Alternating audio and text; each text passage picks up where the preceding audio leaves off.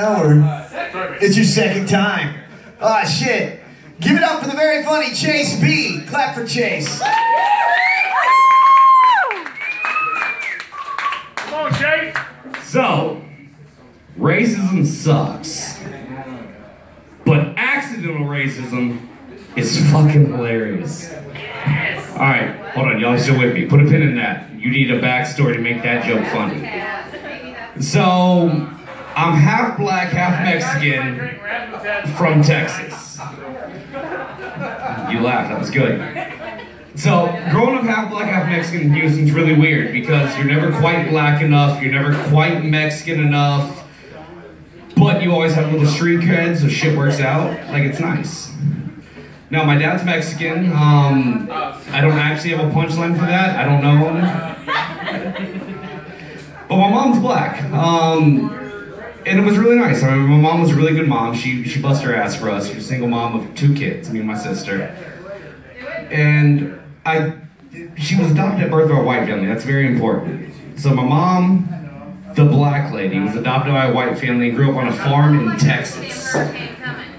If you know why that's funny, you're a racist fuck. If you don't know why that's funny, God bless you, you innocent bastards. And so I used to give all this information at the end of my bit. Oh shit, I'm stumbling. Too many scotches.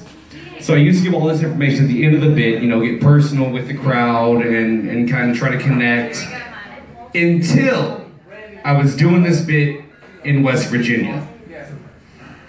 No one laughed. That's supposed to be funny. So I'm doing this bit in West Virginia. I'm trying to explain to the crowd that where I come from, where my people are. And I say to the crowd, my mother is a 6 foot tall yellow bone. Good laugh. What is hollered at me from the front row is, you mean a high yellow? The fuck? No, that's not what I said. What I actually said was, yeah. And it confused me. I didn't know what to do with this. It's the weirdest thing to ever have yelled at you, I thought. What was yelled at me next is still, to date, one of the most confusing statements of my life. What was hollered at me was, by fucking Cletus or Bubba or whatever he went by, was, wait a minute, you're black? Oh fuck, I'm gonna get lynched. God damn it. Yeah. Well shit! Further information you need here, I used to have a very large beard. I rivaled Gandalf. And so I'm brown, large beard, in West Virginia, explaining that I'm black. Yeah, it went fucking great. And so what he hollers back at me was, once again, most confusing statement ever hollered at me to date. And I have kids, so that says a lot. Well shit! We thought you was one of them Iraqis. God damn it. If we'd have laughed at your funnies, the terrorists would have win. Why? God damn it. It's one of those moments, existential fucking crisis. You wonder why you're doing comedy in West Virginia to start with. Don't. If you ever get a chance, don't. So I said, no, I'm not. So shit. Carry on, brother! Alright. Fuck. And the whole night's gone to shit anyway. No one laughed at anything I've said. They apparently thought I was Al-Qaeda. So I never quit, never gave up. Mom didn't raise no punk. So I step up to the mic and say, well, I'm half black. And the crowd fucking loses it. The entire crowd. I mean, there's whooping, clapping, a yee-haw from the back left corner. And I swear to you, all I can think to myself while this is going on is, my mother will never believe I was applauded in West Virginia for being black. And so, but it was great. At that point in the show, I had the entire crowd behind me. And so I muscled through it. There wasn't much left though. There was like 4 minutes left of the entire bit. And so I muscled through it, I finished, it went great, but the night on a whole was shit. So I go back to my hotel, I'm half drunk, I'm fucking depressed because I had the worst night in comedy I've ever had, and I do the only thing half drunk and depressed guys do. I called my mother, not masturbate. It's the only time I put masturbation and my mom in the same joke. So I called my mom and said, Ma, I had a shit night. Comedy just didn't go well. The crowd wasn't behind me. And where most people's mom, you would expect to go, oh no, it's okay, baby. It'll be all right. You have bad nights. No, not my mom. My mom leads with saying, well, stop being a bitch. All right, fair enough. Fair enough. She follows that with telling me, you handled the whole situation wrong. Now, goddamn, you got my attention now. Now I'm listening. My mom's one of the funnest people I know. She's the reason I started doing comedy. So when she says I handled it wrong, fuck, I'm gonna listen. She says I'd have seen the crowd and I wouldn't have done stand-up anyway. I'd have just said, no. All right, so what you done, Ma? She says, I would have found the biggest redneck in the group and said, hey, I'm here to join the Klan. Not following me anymore. I don't know where this is going. I don't like this. She says, no, hear me out. She says, hear me out. I said, all right, I'm listening, Ma. What do you got?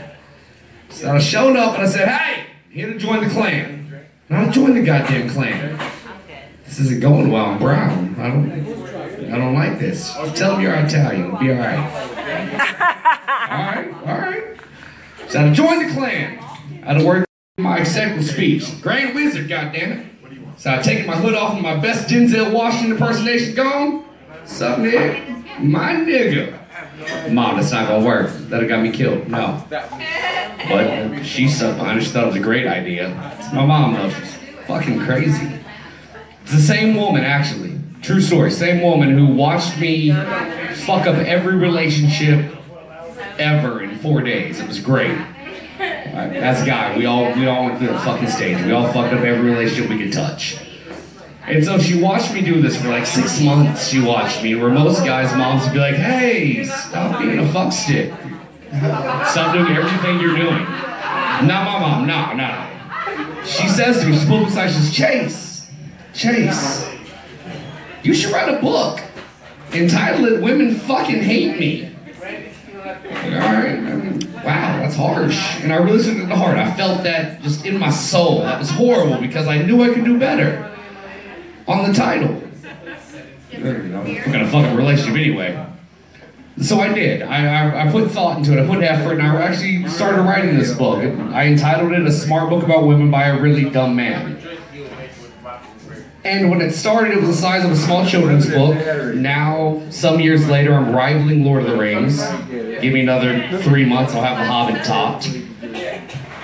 And it's full of fun quips, like things you don't say to your wife while she's giving birth. Oh, God. And does anyone here have kids? Anyone? Woo! All right, one person wasn't. Okay, yes, I know y'all all have kids. Come on, right, fuck off. Come on. Things you don't say to your wife. I'll give you one example out of the book. You have 1 minute. There's an example in the book of things you don't say to your wife while she's giving birth. And it's that moment where she's giving birth and she's pushing, she's screaming. And she looks at you as a husband and goes, you did this to me. You should have pulled out. That's a good one. You should have pulled out. It's in there. But you definitely don't look at her and say, could have kept your legs closed. Your fault. Fuck off. Doesn't work. All right, hey, I appreciate it. I'm Chase.